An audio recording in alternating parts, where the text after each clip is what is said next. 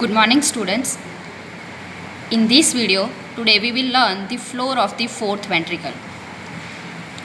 The floor of the fourth ventricle is formed by the posterior surface of the pons as well as the posterior surface of the upper open part of the medulla. The whole of the floor of the fourth ventricle is covered by a grey matter, and then this grey matter will be continue around the central canal of the closed part of the medulla and then spinal cord. This grey matter is superficially covered by the neuroglial cells and ependyma. This is the diagrammatic representation of the floor of the fourth ventricle. Here we can see this is the posterior surface of the midbrain, which is marked by the presence of four tubercle, that is the superior colliculus and inferior colliculus. So they are the part of the midbrain. Then the part of the pons which has the middle cerebral peduncle over here, and this is the part of the pons, the posterior surface of the pons. This is the lower part of the medulla, and here is the upper part of the open part of the medulla posterior surface. So this area is the floor of the fourth ventricle.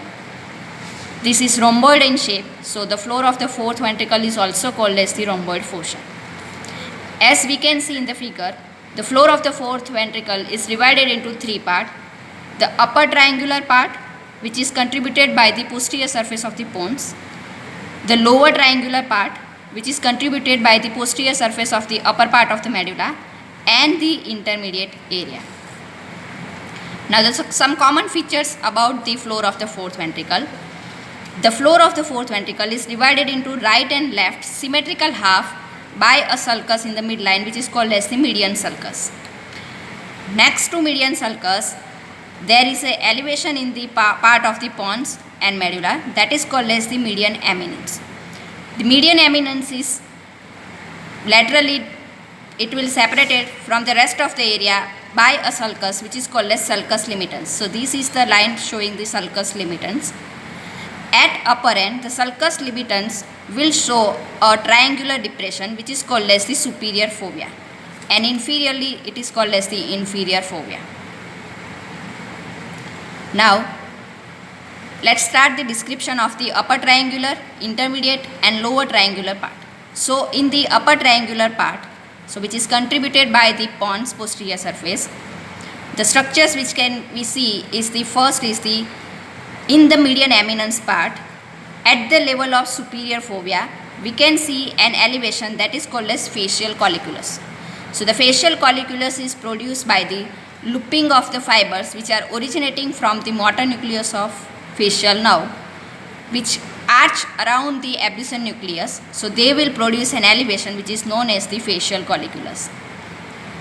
Superior to the superior fovea, the dark bluish grey color area is seen, which is called as the locus ceruleus.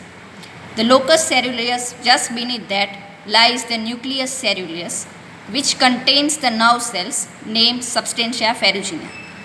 They have the melanin pigment within them, so they produce this grey color, bluish grey color, and they are the part of the reticular formation system of the pons, which further continue upward with the reticular formation part of the midbrain. Now coming to the lower triangular part. In the lower triangular part, the sulcus limitans will go towards the midline and towards the median sulcus, and it will enclose a one triangular area which is called as the hypoglossal triangle. Beneath the hypoglossal triangle, the nucleus of the hypoglossal nerve, that is the hypoglossal nucleus and nucleus intercalatus, both will be present. Below that, the another triangle is seen which is called as the vagal triangular, which vagal triangle lies over the vagal nuclei, that is the dorsal nucleus of vagus. Now inside this vagal triangle, we can see there is a thick ridge of ependyma which is called as funiculus separatus. From this funiculus separatus up to this infralateral margin, this is the closed part of medulla. So here is the gracile tubercle. So between the area between these funiculus separatus and gracile tubercle is known as the area postrema, which contains the highly vascularized neuroglial tissue with the nerve cells. This is also called as the vomiting center, and that is devoid of the blood-brain barrier. Now, the infralateral margin of this floor of the fourth ventricle is covered by the white lamina, and that is called as the tinea.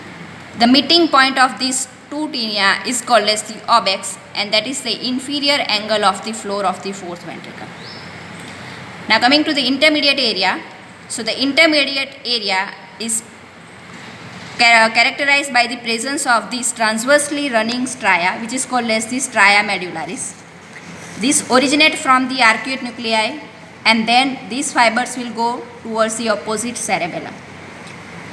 And still more laterally, extending into the pons and medulla, there is next to the vagal and hypoglossal triangle, there is a large area which is called as the vestibular triangle, and this vestibular area lies over the vestibular nuclei, and then it will extend further laterally as a lateral recess of the floor of the fourth ventricle.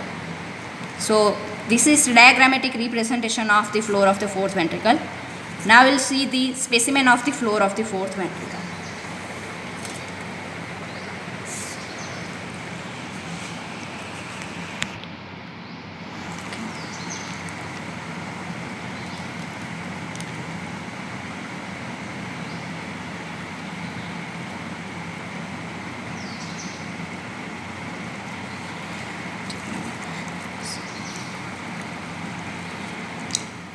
So this is the specimen. In this specimen you can see here, this is the pons part, this is the medulla part, and these are the cerebellum. So when we cut open the cerebellum from the posterior aspect, we can see this floor of the fourth ventricle here.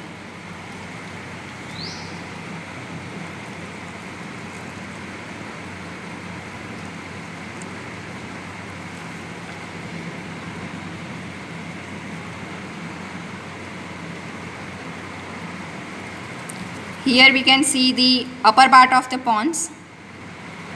These are the stria medullaris, and here is the lower part of the pons. In the upper part of pons, this is the median sulcus which is seen in the midline. Next to that, this is the median eminence area. In the median eminence area, upper part, we can see an elevation which is called as the facial colliculus. Here we can see the sulcus limitans. The depressed area at the upper end is called as superior fovea, and we can see here the bluish grey area supralateral to it, which is called as the locus ceruleus. In the lower part, here is the inferior fovea. The triangle medial to that, this is the hypoglossal triangle. From inferior fovea up to the infralateral margin, this is the vagal triangle, and here lies the area postrema, and the most lateral area is the vestibular area, and we can see this raised margin, these are the stria medullaris. The whole of the lower part of the floor of the fourth ventricle looks like a nib of the pen, so it is also called as calamus scriptorius.